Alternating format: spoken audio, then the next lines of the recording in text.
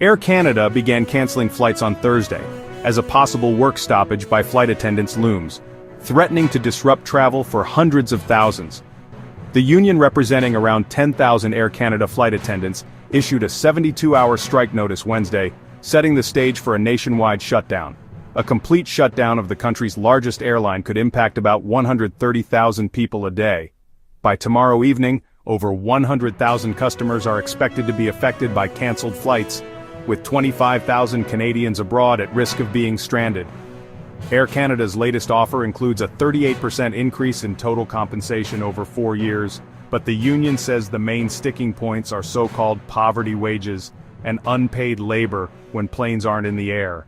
Federal mediators are now involved, with marathon bargaining sessions expected to continue through the weekend. Government officials urge both sides to reach an agreement at the bargaining table, but warn that a prolonged strike could trigger direct intervention if the Canadian economy is at risk. If your flight is cancelled, Air Canada's policy entitles you to a refund. If a seat cannot be found within 48 hours, the airline must book you on a competing carrier at no extra cost. For cancellations announced less than 14 days before departure, compensation can range from a few hundred to $1,000, depending on the circumstances. The Airline Pilots Association stands against government intervention, calling for collective bargaining rights to be respected. If no deal is reached, QPay will instruct its 10,000 members to begin picketing at major airports across Canada. The introduction of back-to-work legislation would end the strike, but could leave a legacy of bitterness.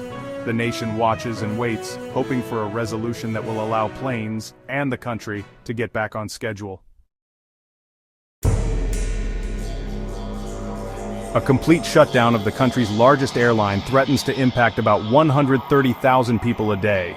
Canada's 2025 wildfire season has already become the second worst on record.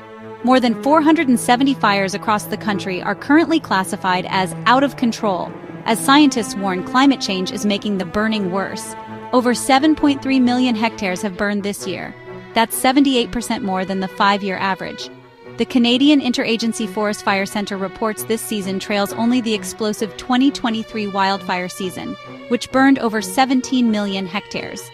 The worst fires have been concentrated in Saskatchewan and Manitoba, accounting for 60% of all burned area.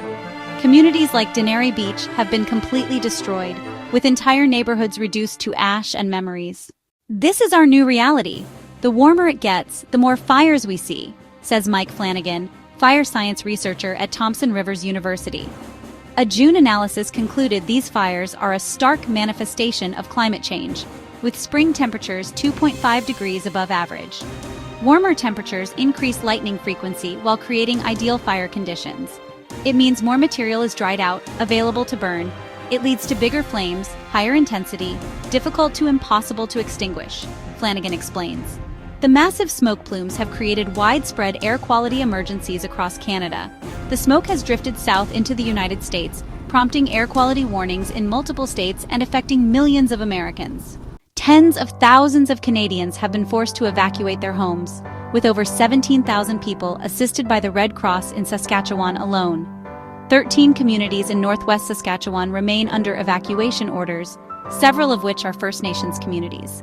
The health impacts extend far beyond evacuation zones, with toxic smoke particles traveling thousands of kilometers. Public health officials have advised people to stay indoors during severe smoke episodes, particularly children and those with respiratory conditions.